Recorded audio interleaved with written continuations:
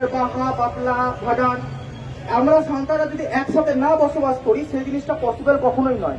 তো সাঁওতালদের একসাথে থাকাটা খুবই গুরুত্বপূর্ণ। এখানে একটা উঁচু নিচুর একটা বিভাগ সরকার চিরকাল করে এসছে, সরকারের এই মানসিকতা চিরকাল ছিল। শুধুমাত্র এই সরকার না, ভারত স্বাধীন হওয়ার পর থেকে এরকম একটা মনোভাব ছিল, যে কারণে আদিবাসীদের চলে আসছে। আমরা রিসেন্টলি খবর পেলাম রানীবাঁধে নাকি বক্সাইট পাওয়া গেছে। ঝাড়গ্রামে জুলজিক্যাল সার্ভে টিম ডেলি কিছু না কিছু সার্ভে করে, সম্ভবত ঝাড়গ্রামেও কিছু না কিছু খনিজ পাওয়া যাবে। এবার এটা একটা বিশাল কোইন্সিডেন্স যে হয়তো আদিবাসীদের খনিজের ওপর না শুলে ঘুম হচ্ছে না, তাই আদিবাসীদের বাড়ির তলাতেই খনিজ পাওয়া যাচ্ছে। এটাই মেনে নিতে হবে যে আদিবাসীরা যদি খনিজের ওপর না শুয়ে ঘুম আসছে না, কারণ সব গ্রাম খনিজের ওপর আদিবাসীদের গ্রাম কিন্তু খনিজের ওপরই হচ্ছে। কেন ভিক্টোরিয়ার তলায় সার্ভে করুন তো, ভিক্টোরিয়ার তলায় পাওয়া যাবে না, বিধানসভার তলায় পাওয়া যাবে না, হাইকোর্টের তলায় পাওয়া যাবে না? পাওয়া যেতেই পারে। সার্ভে করে না, সার্ভে শুধু আদিবাসীদের গ্রামের ভেতরে হয়।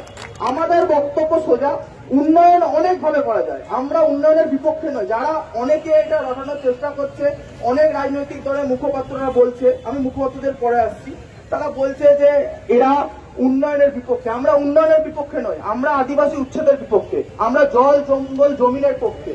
জল জঙ্গল জমিনকে সরিয়ে দিয়ে কখনো উন্নয়ন হয় না। আজকে বলছে গাছ কাটা হবে না, গাছ তুলে নেওয়া হবে। আমরা গাছের জন্য লড়াই করছি, জমির জন্য লড়াই করছি, জঙ্গলের জন্য লড়াই করছি। গাছের অক্সিজেন শুধু আদিবাসীর একা নেই, আর কারো অধিকার নেই অক্সিজেনের ওপর? তখন তো কেউ লড়াই করতে আসে না। শুধু গাছের জন্য আদিবাসী লড়াই করবে, জঙ্গলের জন্য আদিবাসীরা লড়াই করবে? আদিবাসীদের একার দায়। আজকে না হয় ওখানে কয়েকটা গ্রাম আছে, আদিবাসীরা চিরকাল জঙ্গলের জন্য লড়াই করে এসছে, আদিবাসীরা চিরকাল জলের জন্য লড়াই করেছে। আজকে কলকাতার অবস্থা দেখুন, কটা পুকুর আছে, কটা ঝিল আছে। আজকে আদিবাসীরা লড়াই করতে বলে কিছুটা জল আছে, কিছুটা জঙ্গল আছে। এই আদিবাসীদের যে লড়াইটা, এটাতে আমরা সবাইকে ডাকছি, যত সুশীল সমাজ রয়েছে, বুদ্ধিজীবীরা রয়েছে, আমরা সবাইকে ডাকছি। শুধু এটা একটা কয়লা খনিকে বন্ধ করা নয়, এটা পরিবেশ রক্ষার লড়াই, একটা আদিবাসী সম্প্রদায়কে বাঁচিয়ে রাখার লড়াই। নয়তো আদিবাসী সম্প্রদায় একেবারে নিশ্চিহ্ন হয়ে যাবে। আমরা সবাই মহেঞ্জোদড়ো হরপ্পা নাম শুনেছেন, ছিল, এখন নেই তো, সেরকম আদিবাসী ছিল হয়ে যাবে, আর থাকবে না। এটাই চেষ্টা করছে। আদিবাসীদের যদি এক জায়গা থেকে সরিয়ে দেওয়া যায়, আদিবাসীদের যদি বিচ্ছিন্ন করে দেওয়া যায়, আদিবাসী হারিয়ে যাবে। প্ল্যান এটাই, সোজা কথা। আজকে আমি এই র্যালিতে অসংখ্য ছাত্র দেখতে পাচ্ছি। ছাত্রদের যে এই বিষয়টা নিয়ে এত অ্যাওয়ারনেসের জন্য অসংখ্য ধন্যবাদ, যারা এই বিষয়টা নিয়ে অ্যাওয়ারনেস ছড়াচ্ছে এবং বিভিন্ন জায়গায় প্রতিবাদ উঠে এসেছে, রাজ্যের বিভিন্ন কোণায় উঠে এসেছে।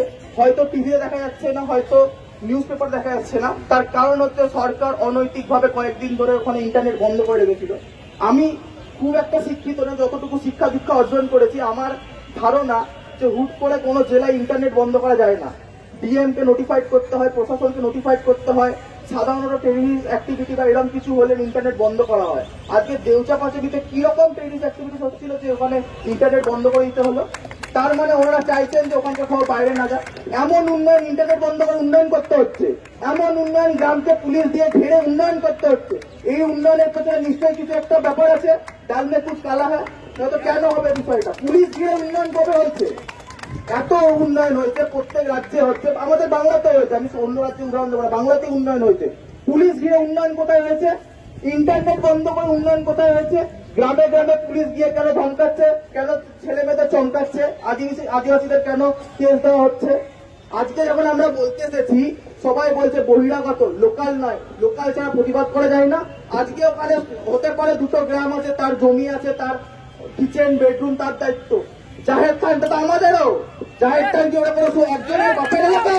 জাহের খান বাঁচায় এত বিভিন্ন ধর্ম, যারা ধর্মীয় লোকেরা হয়েছে, তারা নিজের ধর্মস্থান বাঁচাচ্ছে, ধর্মস্থানে পূজা করছে। আমরা আমাদের ধর্মস্থান বাঁচাবো না? 50টা জাহের আমরা মাটির তলে পিছিয়ে যেতে দেবো? আজকে এই যে পরিবেশ রয়েছে, আজকে আদিবাসী নেই। আদিবাসীদের মধ্যে 5 থেকে 6% লোক চাকরি করে, বাকিরা গ্রামে চাষ করে।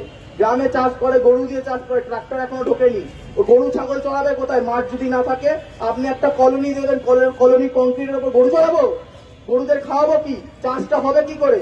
আজকে চাষ যদি না হয় আপনারা খাবেন কি? আদিবাসীরা যে চাষটা করে, আদিবাসীরা একা খায়? শহরের লোকরা খায় না? বাকি সম্প্রদায়ের লোকেরা খায় না?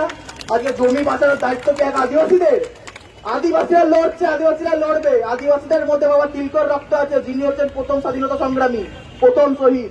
আদিবাসীদের রক্তে সিধু কানুর রক্ত রয়েছে, আমাদের মধ্যে ফুলে জানুর রক্ত বইছে। আমরা লড়াই থেকে কোনোদিন পিছু পাবো না। লড়াই চলছে, চলবে, দেশ রক্তবিন্দু পর্যন্ত চলবে। তো সরকার যে সরকারই আসুক, যত বড় সরকারই আসুক, যত বড় পড়ছি নামাক, আমরা লড়াইটা লড়ে দেবো। আমরা শুধু আশা রাখছি যত সম্প্রদায় রয়েছে ও আদিবাসীদেরও থেকে আমরা বিভিন্ন রকম সাহায্য চাইছি, তারাও যেন এই লড়াই আসুক। কারণ লড়াইটা এখানে শুধুমাত্র কয়লা খনি নয়, এখানে অনেক কিছু বিষয় রয়েছে। এখানে আদিবাসী রয়েছে, পরিবেশ রয়েছে, সব কিছু বিষয় নিয়ে এই একটা ছোট মতো করা হয়েছিল কলকাতায়। অনেকে বলতে পারে কলকাতা করার কারণ কি, অনেক কারণ আছে কলকাতা করার। কারণ কলকাতা রাজধানী, রাজধানীতে করলে তার প্রতিফলন কি হতে পারে আপনারা জানেন। ঠিক আছে, আজকে হয়তো কলকাতায় করছে বলে এত মিডিয়া এসছে, আমি অনেক মিডিয়া দেখলাম, বড় বড় মিডিয়া। দেওচাঁদের কটা মিডিয়া গেছিল, কটা নিউজ পেপারে ছবি উঠেছে, কটা নিউজ পেপারে খবর হয়েছে, কটা ন্যাশনাল মিডিয়া গেছিল, বড় বড় চ্যানেল ঘন্টাখানে মিনিটখানে যা করে বেড়ায়, কটা ডিবেট করে দেওচা পাচামি নিয়ে। কেউ তো ডিবেট করার সময় পেল না একটাও। বিভিন্ন সময় বিভিন্ন রকম দেখাচ্ছে। যখন আমরা বলছি দেওচা পাচামি, তখন দেখাচ্ছে ওখানে মারামারি হয়েছে, হিন্দু মুসলমানের ঝগড়া লেগেছে, এই হয়েছে, ওই হয়েছে, রামনবমীতে ইট ছুঁড়েছে, এইসব চলছে। অরিজিনাল ইস্যু নিয়ে কোনো কথা বলছে না। আদিবাসী উচ্ছেদ হচ্ছে, আদিবাসী চুলোই যাক। নিউজ পেপারদের কোনো দায়ী নেই, মিডিয়ার কোনো দায়ী নেই, সরকারের কোনো দায়ী নেই। আদিবাসী কি আছে ভাই, আদিবাসী চুলোই যাক, খাচ্ছে, পড়ছে, পড়ে আছে, এইরকম টাইপের ব্যবহার। আজকে এই আন্দোলনটা গণ আন্দোলনে উপনীত হয়েছে, এরপর এটা মহা আন্দোলন হবে। এটা একটা ইতিহাস তৈরি করবে। যতক্ষণ না কয়লা খনি বন্ধ হচ্ছে, আমরা 1 ইঞ্চি জমি ছাড়বো না। একটা কোপ মারুক মাটিতে, আমরা 10টা কোপ মারবো সরকারের ভাইয়ের। আমরা সেই ঘুম ভাঙাতে এখানে এসেছি যে জল জঙ্গল জমি যদি খর্ব হয়, শুধুমাত্র আদিবাসীরা চলে যাবে না, সবাই মানব সমাজ সমস্তগুলোই চলে যাবে।